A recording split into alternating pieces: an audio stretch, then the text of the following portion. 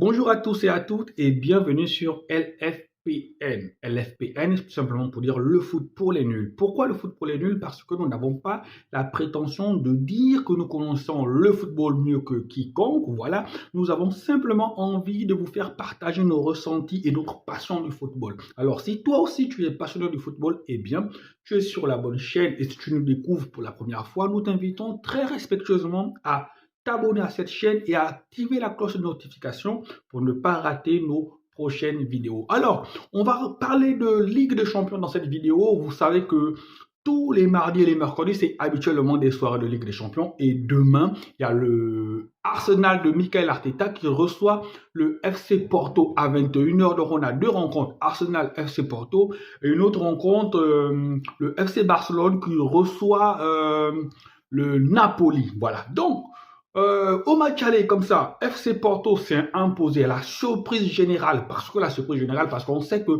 en championnat, le FC Porto ne se porte pas très bien. Actuellement, le FC Porto est troisième du championnat de Portugal. Donc, à la surprise générale, le FC Porto s'est imposé 1-0 face à un Arsenal intercellent, face à des hommes de Mikel Arteta qui sont flamboyants et qui pratiquent un très beau football. Vu la dynamique de Arsenal à ce moment-là contre celle du FC Porto, on se disait très logiquement que Arsenal allait prendre l'ascendant sur le FC Porto. Mais non, ils n'ont pas su concrétiser, les hommes de Mikel Arteta, je veux dire, n'ont pas su concrétiser les nombreuses occasions qui étaient le leur. Voilà, ils ont vendangé et ils se sont fait punir par les joueurs du FC Porto. Mais il y a une lueur d'espoir parce que sur le plan historique des deux équipes en Ligue des Champions, voilà, on a répertorié comme ça 5 rencontres. 5 rencontres, ça va des matchs en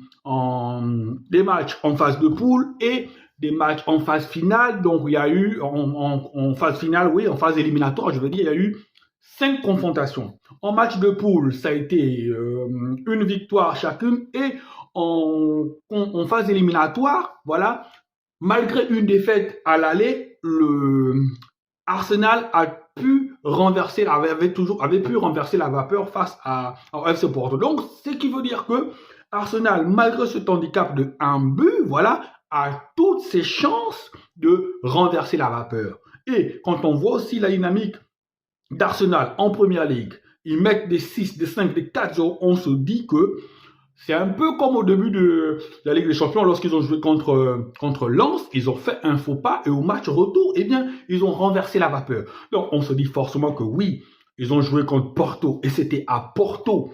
Ils ont fait un faux pas, mais à l'Emirates Stadium, je pense que Mikel Arteta et ses hommes ont les ingrédients, ont les atouts, ont les armes pour renverser la vapeur. Je pense que, humblement, Arsenal va se qualifié sans trembler. Voilà. Maintenant, on est en Ligue des Champions. Il peut se passer plusieurs choses.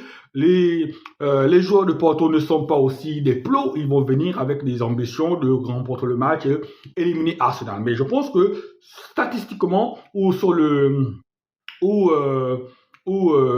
sur le plan statistique, Arsenal a 75% de chances ou sinon 80% de chances de passer l'obstacle FC Porto. Maintenant, on arrive comme ça à la rencontre entre le FC Barcelone et Naples. Cette rencontre-là, je vous l'assure, c'est une rencontre déjà qui est à 50-50 parce que les deux équipes sont malades.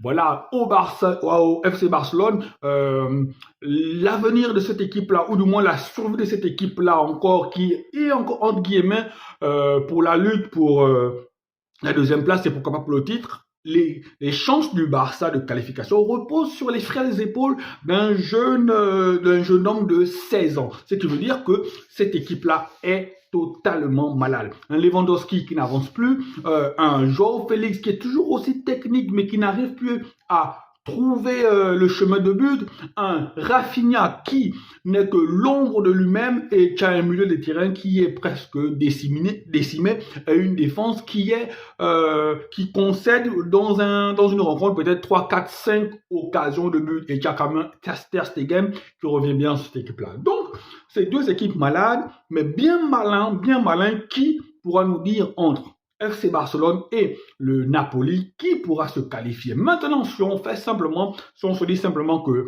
le FC Barcelone est à domicile, le FC Barcelone est au Camp Nou, eh bien, on peut se dire qu'il y a un léger avantage pour le FC Barcelone. Et le FC Barcelone, le problème du FC Barcelone, c'est qu'on n'a pas d'argent. Eh bien, si on n'a pas d'argent, si on veut engranger un peu d'argent, le FC Barcelone devra se débarrasser de l'obstacle Naples, parce que même sans Xavi, même sans Pedri et De Jong, voilà, même sans Pedri et De Jong, le FC Barcelone doit trouver les ressources. Xavi Hernandez doit trouver les ressources pour amener son équipe à se surpasser, pour dépasser l'obstacle de Naples. Voilà. Donc, je ne pense pas que le FC Barcelone pourra remporter la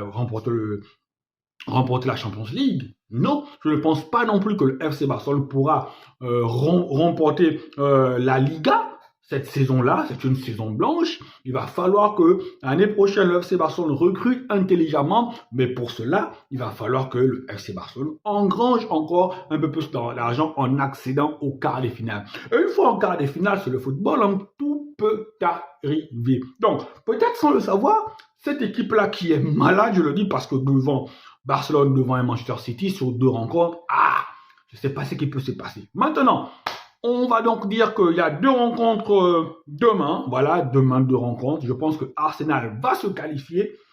FC Barcelone contre Naples, je pense que c'est du 50-50. Maintenant, ça va être à l'envie, au mental, à celui qui ne fera pas plus d'erreurs, voilà, qui pourra accéder au second tour. Je mise vraiment une petite pièce sur Arsenal pour aller loin dans cette Ligue des Champions-là. Je pense que Arsenal peut aller au moins jusqu'en demi-finale, parce que c'est une équipe qui, si elle tombe sur le PSG, je le dis encore une fois, l'effectif de Arsenal est tactiquement, collectivement, et même je peux même dire un peu, oui, tactiquement, collectivement et techniquement, un peu plus élevé que celle du PSG. La seule menace au PSG, on le sait, c'est Kylian Mbappé. Alors qu'à Arsenal, la menace vient de partout. Alors qu'au PSG, la seule menace, c'est Kylian Mbappé. Donc, si Arsenal tombe au second tour sur un PSG, c'est tout bénef pour Arsenal. Alors, dites-moi ce que vous en pensez en commentaire. Si je me trompe, dites-le. Voilà, si vous n'êtes pas du même avis que moi, dites-le, mais toujours dans le respect. Je vous dis comme ça, à demain. Préparez-vous, achetez vos bières, vos chips. Allez, passez une bonne soirée devant ces matchs-là. Voilà, le football, ça nous donne tous la joie. Ciao, ciao.